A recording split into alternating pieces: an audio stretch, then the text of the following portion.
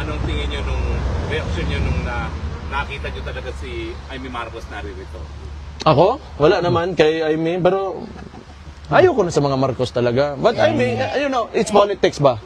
But I can, you know, I can be casual with her. I can treat her as a friend, but let's not talk about politics kasi hindi tayo magkasama dyan.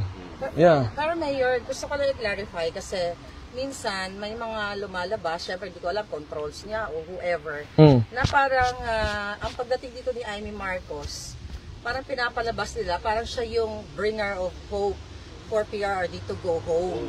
I just want to correct that in your own, you know, perspective. Meron ba siyang power to bring PRRD home? Kasi yun yung mga lumalabas sa mga trolls. Hindi. Kasi nakauwi na ba si Madam? Nakauwi na. Nakauwi na. O, hindi totoo kasi wala man niya dala. Yes.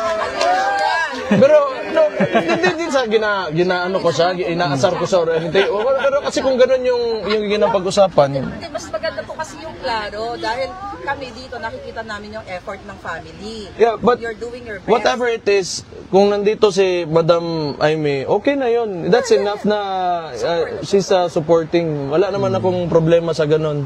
Iba yung politics, iba rin tong ano.